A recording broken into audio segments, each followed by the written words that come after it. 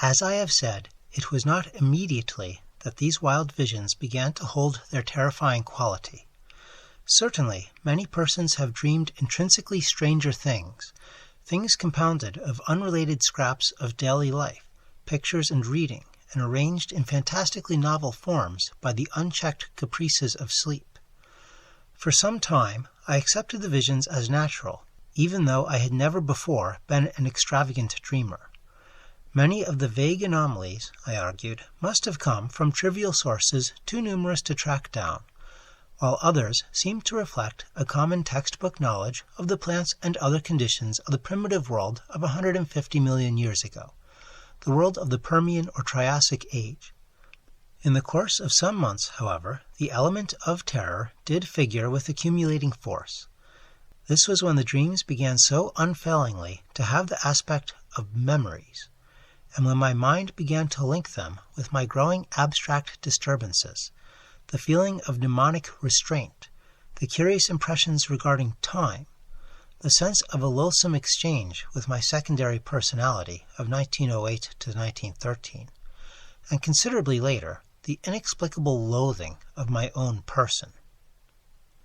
As certain definite details began to enter the dreams, their horror increased 1,000-fold, until, by October 1915, I felt I must do something.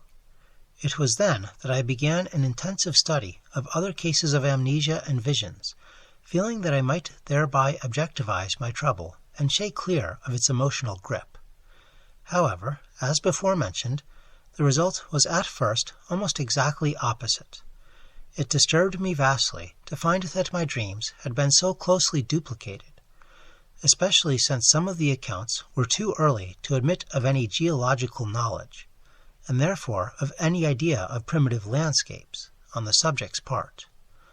What is more, many of these accounts supplied very horrible details and explanations in connection with the visions of great buildings and jungle gardens, and other things. The actual sights and vague impressions were bad enough, but what was hinted or asserted by some of the other dreamers savored of madness and blasphemy. Worst of all, my own pseudo-memory was aroused to wilder dreams and hints of coming revelations. And yet, most doctors deemed my course, on the whole, an advisable one. I studied psychology systematically, and under the prevailing stimulus, my son Wingate did the same, his studies leading eventually to his present professorship. In 1917 and 1918, I took special courses at Miskatonic. Meanwhile, my examination of medical, historical, and anthropological records became indefatigable, involving travels to distant libraries, and finally including even a reading of the hideous books of forbidden elder lore, in which my secondary personality had been so disturbingly interested. Some of the latter were the actual copies I had consulted in my altered state, and I was greatly disturbed by certain marginal notations and ostensible corrections of the hideous text in a script and idiom which somehow seemed oddly unhuman. These markings were mostly in the respective languages of the various books, all of which the writer seemed to know with equal though obviously academic facility. One note appended to Vagnon's Unaussprechlichen Kulten, however, was alarmingly otherwise. It consisted of certain curvilinear hieroglyphs in the same ink as that of the German corrections, but following no recognized human pattern. And these hieroglyphs were closely and unmistakably akin to the characters constantly met with in my dreams, characters whose meaning I would sometimes momentarily fancy I knew, or was just on the brink of recalling. To complete my black confusion, my librarians assured me that, in view of previous examinations and records of consultation of the volumes in question, all of these notations must have been made by myself in my secondary state.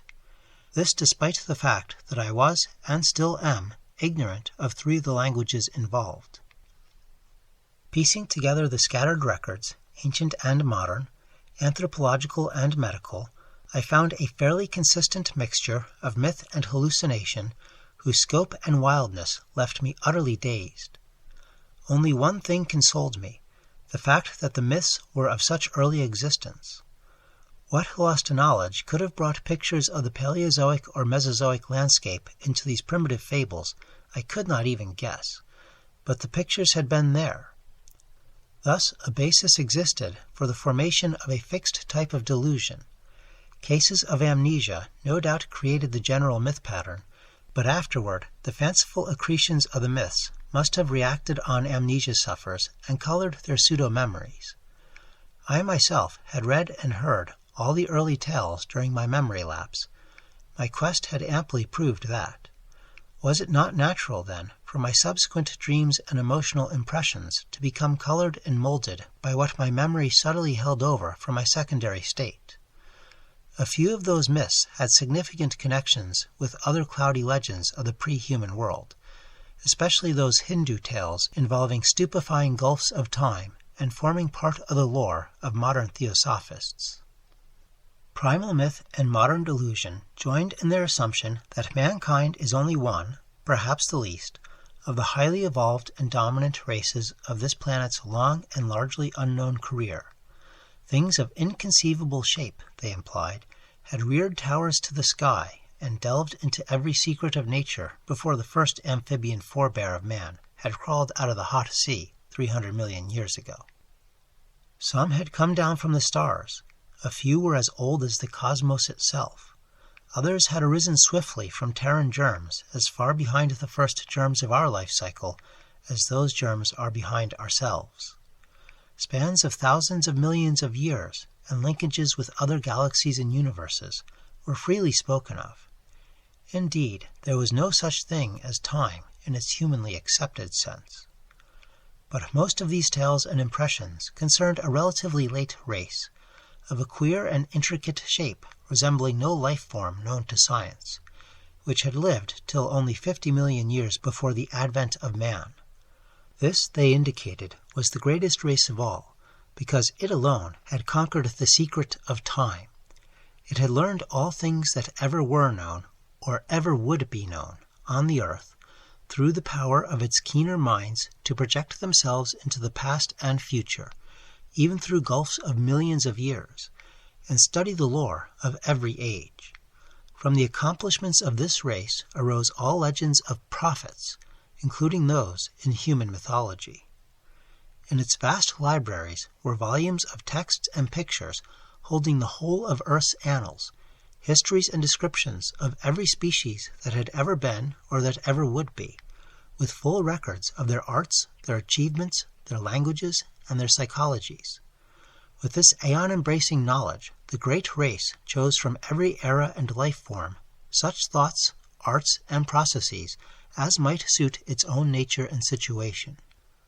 Knowledge of the past, secured through a kind of mind-casting outside the recognized senses, was harder to glean than knowledge of the future.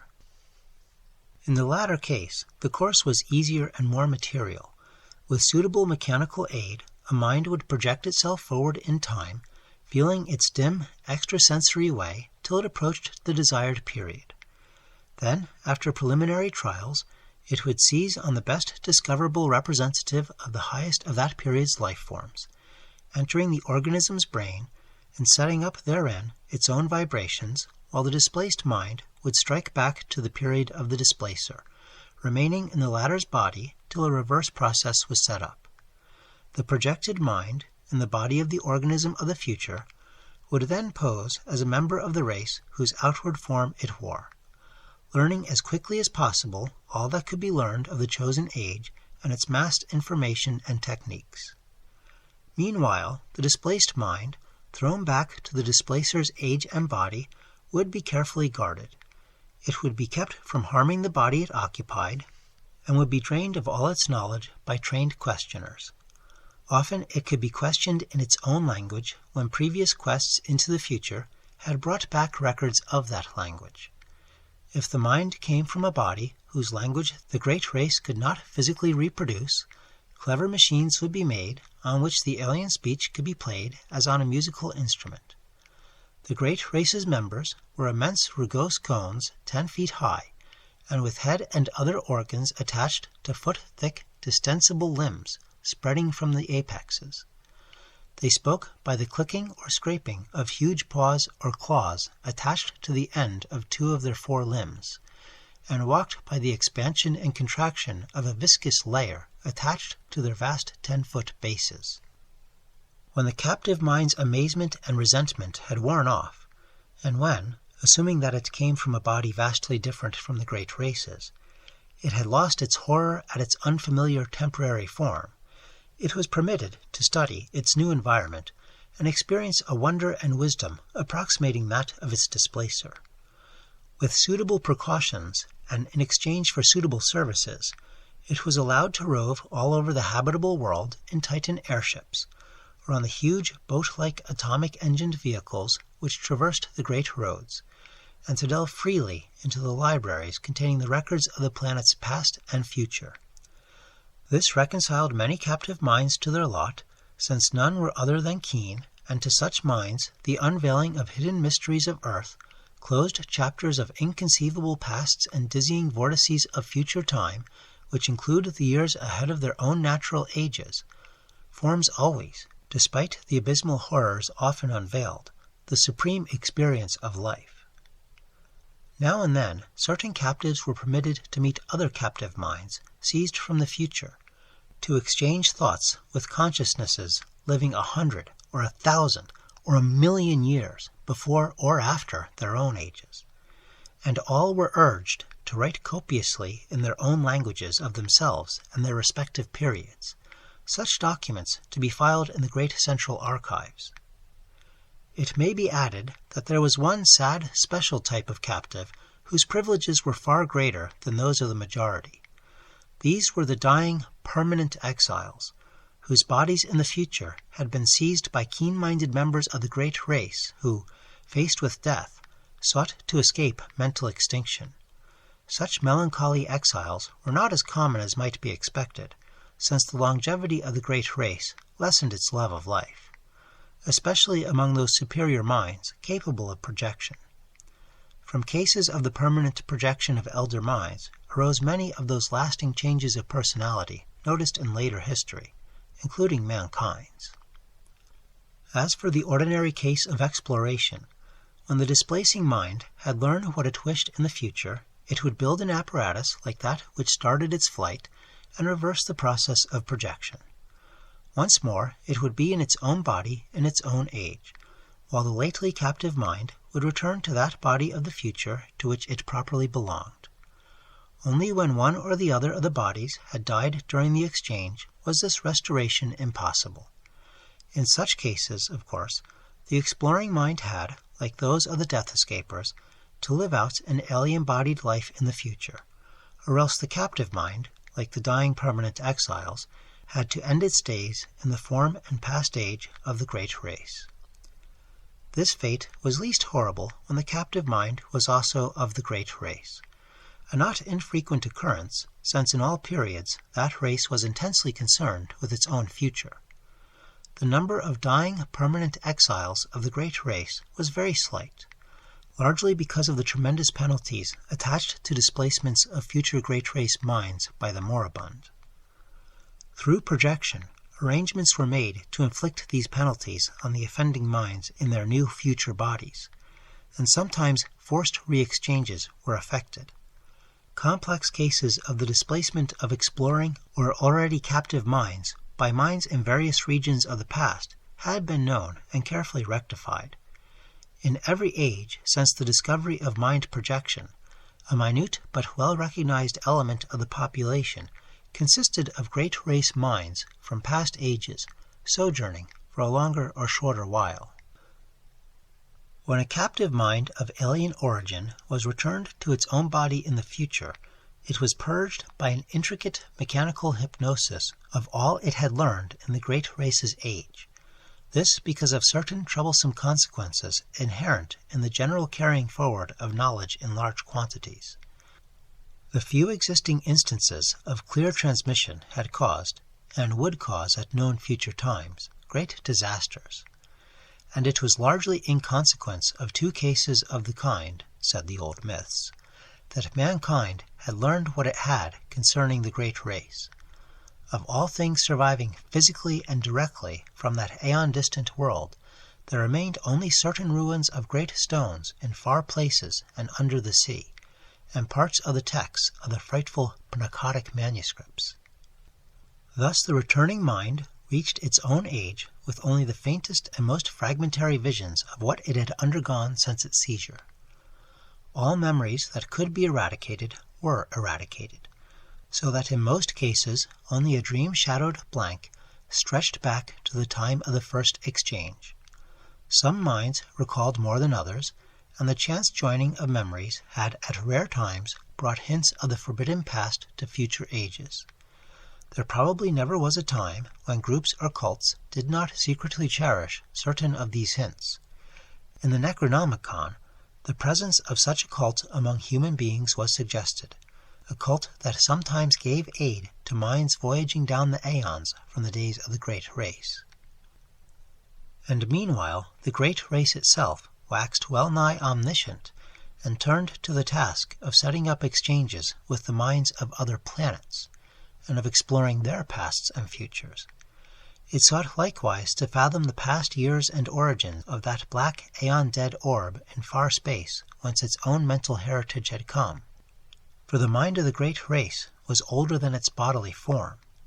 The beings of a dying elder world, wise with the ultimate secrets, had looked ahead for a new world and species wherein they might have long life, and had sent their minds en masse into that future race best adapted to house them, the cone-shaped things that peopled our earth 1 billion years ago. Thus the Great Race came to be, while the myriad minds sent backward were left to die in the horror of strange shapes. Later, the race would again face death, yet would live through another forward migration of its best minds into the bodies of others who had a longer physical span ahead of them. Such was the background of intertwined legend and hallucination. When, around 1920, I had my researches in coherent shape, I felt a slight lessening of the tension which their earlier stages had increased. After all, and in spite of the fancies prompted by blind emotions, were not most of my phenomena readily explainable. Any chance might have turned my mind to dark studies during the amnesia, and then I read the forbidden legends and met the members of ancient and ill-regarded cults. That, plainly, supplied the material for the dreams and disturbed feelings which came after the return of memory.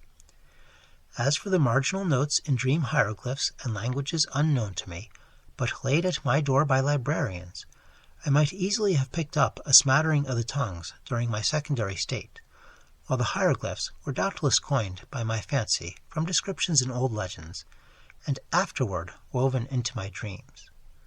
I tried to verify certain points through conversations with known cult leaders, but never succeeded in establishing the right connections. At times, the parallelism of so many cases in so many distant ages continued to worry me as it had at first. But on the other hand, I reflected that the excitant folklore was undoubtedly more universal in the past than in the present. Probably all the other victims whose cases were like mine had had a long and familiar knowledge of the tales I had learned only when in my secondary state. When these victims had lost their memory, they had associated themselves with the creatures of their household myths, the fabulous invaders supposed to displace men's minds, and had thus embarked upon quests for knowledge which they thought they could take back to a fancied non-human past. Then, when their memory returned, they reversed the associative process and thought of themselves as the former captive minds instead of as the displacers. Hence the dreams and pseudo-memories following the conventional myth pattern. Despite the seeming cumbrousness of these explanations, they came finally to supersede all others in my mind, largely because of the greater weakness of any rival theory, and a substantial number of eminent psychologists and anthropologists gradually agreed with me.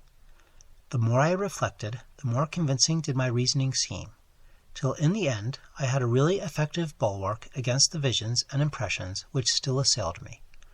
Suppose I did see strange things at night. These were only what I had heard and read of. Suppose I did have odd loathings and perspectives and pseudo-memories. These, too, were only echoes of myths absorbed in my secondary state. nothing that I might dream, nothing that I might feel, could be of any actual significance. Fortified by this philosophy, I greatly improved in nervous equilibrium, even though the visions, rather than the abstract impressions, steadily became more frequent and more disturbingly detailed. In 1922, I felt able to undertake regular work again, and put my newly gained knowledge to practical use by accepting an instructorship in psychology at the university. My old chair of political economy had long been adequately filled, besides which methods of teaching economics had changed greatly since my heyday. My son was at this time just entering on the postgraduate studies leading to his present professorship, and we worked together a great deal.